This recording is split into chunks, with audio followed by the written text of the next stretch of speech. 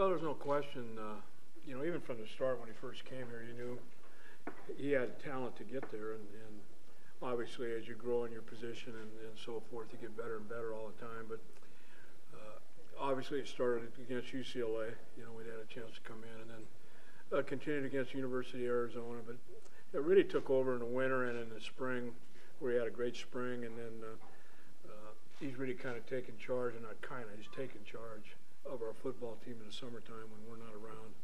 And then after 5 practices, we just finished our 5th practice today, and he looks extremely well. He's a different guy out there, and not only as a quarterback but as a leader, which to me is the key. The intangibles at that position are so important. If you look at the outstanding players that have played that position over the years, and the guys in our league, not only are they good players, but they're leaders of their football team and are competitive. And again, he's only played 2 football games, so we got to see as time goes on. But I really believe in him, have a lot of trust in him, and I know that our team does, and that's probably the most important thing. How much of that is a product of the comfort of being second year and not offense? All of our players offensively are much more comfortable having been in this offense for a second year. I mean, there's no question, and particularly a quarterback. And even Taylor Kelly, who was in it last year, and you can see him grow in the offense just because he's been around it a little bit more, as a possible backup. But yeah, knowing it.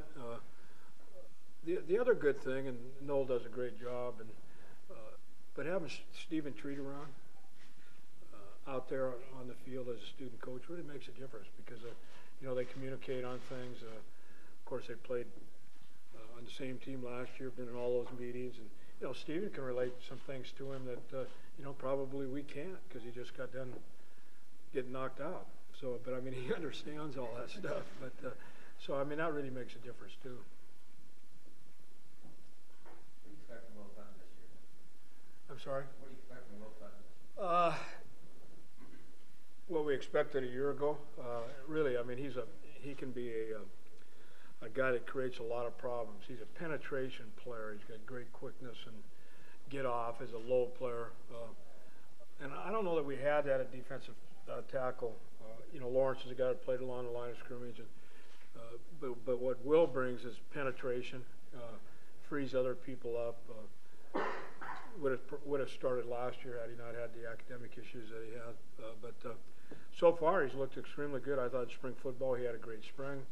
He's had a great fall, but he hasn't played yet either. So, but he's a guy, the type of guy that you need at that particular position. What's the latest on DeAndre? DeAndre will be here next week, from what I understand, and of course I'm not there, but he's getting better all the time. There's a chance that he'll play, but I'll be able to tell you guys more next week once he gets here. Our doctors see him, give him the tests, all those different things. But I'm a lot more optimistic than I was 3 weeks ago.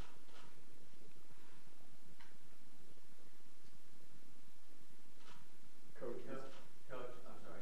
Montez, how's Montez stepping up as a leader this year? What's his attitude towards the fouls and the pass? Does he have a different perspective? Well, he's been a leader all winter and in spring and this summer. He did a really good job of leading out there. So far in the 5 practices we've had, he's been a leader out there. We've talked about I mean, he understands that situation, of course. I mean, it's hard not to read a newspaper or magazine without reading about it. But I mean, that's something he has to face, and we have to face it together. And he's matured a heck of a lot. He really has, and really proud of how he's matured. So you watch him in practice. Those guys that have been out there in practice that have watched him, I think you have to go out and watch him in practice and see what he does and how hard he works and where he's at. And does he still have a lot of fire? Oh yeah. And will he get a penalty or 2 during the season? Probably. I can't guarantee that, but I mean, if he gets them, it's because he's playing hard. It's not going to be some of the kind that we call stupid penalties in football. But I'm real proud of where he's at, and he's a leader on defense just because of how he plays and the level that he plays at, and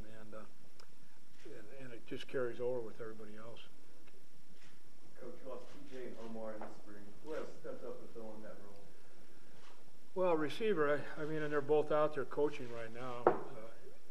Hopefully they'll get back and play before the year's out. But TJ and Omar are out there doing a good job out on the football field. But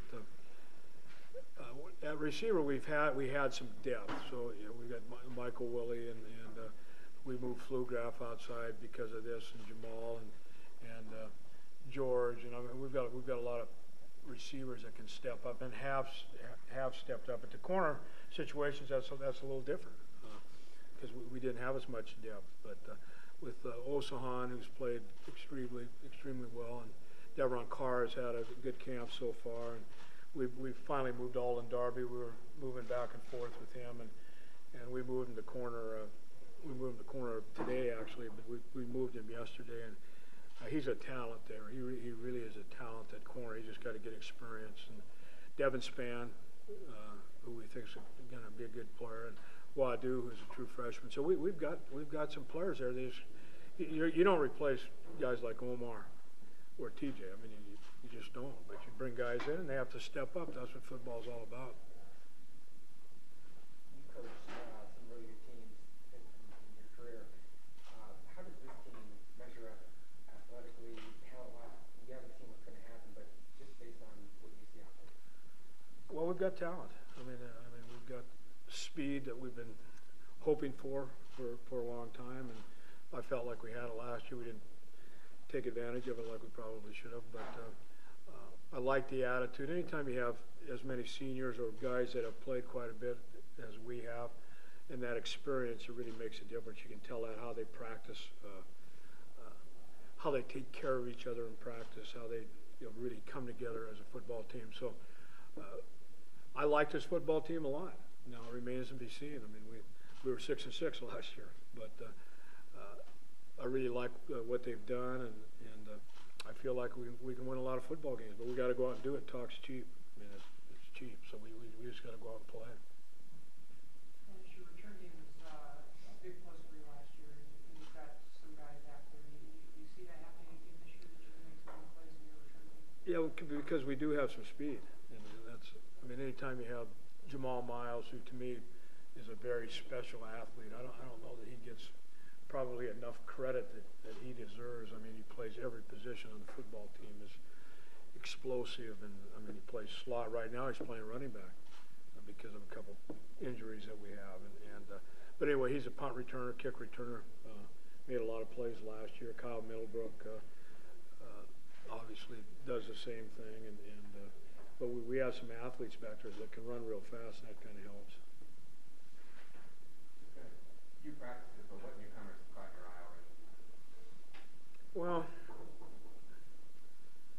I look at the at the freshmen, and really Wadu, like I said, at corner, who's probably gonna play quite a bit for us. He's a guy that could end up getting a lot of time at corner. There aren't a lot of young players for a change, probably, in this class. They're going to play a lot, just because we finally got to a point where we have some depth. I mean, we've played more true freshmen than anybody in the country the last few years. So, it's really made a difference. I mean, they had to play, but nothing really jumps out at me right now. I mean, of the guys, the new guys in the class. Coach, your players were in here talking. You set the bar pretty high so far in New Orleans. Is that your expectation as well? I've been to New Orleans a couple times, if that's what you're asking. But our bar is set to we talk about 3 goals, probably like everybody does, and one is to win our division. If we can win the division, then we got an opportunity to win the Pac-12. We win the Pac-12, and we got a chance to go to the Rose Bowl. But you don't. I mean, you got to take those things one at a time, and that's what our goal is. I mean, we feel like we have a chance to do that. We get, as I said before, we've got to go out and do it. And this team doesn't talk a lot. I mean, they're very cautious of what they say, but they also understand that they've worked hard and been through a lot of different things, and they feel like that they believe in each other and that they can accomplish the goals I'm talking about. And you know, the old coach talk one at a time, but that's the truth. I mean, as you look at our schedule, you know, and you play Cal Davidson, you got to play one of the top 25 team in Missouri. Then you got to go back and play Illinois. Then you come play SC, and I mean, as you try to look down that schedule, which is very difficult, you just kind of trudge along one game at a time, get better. And but to answer your question, I mean, I feel like we've got the talent if we stay healthy to compete for those goals I was talking about. Can that swagger, that attitude sort of help this season? Can it help some of these guys, you know, win those close games, walking with a little bit of attitude? Without a question. I mean, our biggest issue last year was we lost close games. I mean, we can go through them all, and we do, because I talk about it all the time, because I really believe in situations like that. Wisconsin, Oregon, Stanford, you can go whatever, you can go on, but you know, why did we lose those games? It's not about losing a close game. We all know that. But why? How? And we talk about that. Okay, we didn't block an extra point correctly one time, it gets blocked. We turned it over in certain situations, and we ended up losing the game. So we try to talk about why we lost those close games, and learn from it. And to be a football team that wants to achieve the goals I just talked about, you've got to win those close games, because there's going to be a lot of them, and that's the difference between, you know, going to the Rose Bowl and not. Coach, what do you see as the biggest position battles going into next summer? Well, one thing about it, we do have some depth,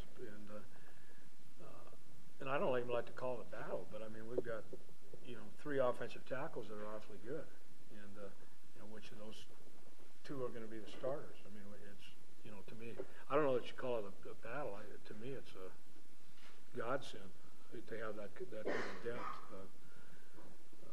You know, wide receiver, we use them all, so I don't know that that's a particular battle, but I guess you call that depth.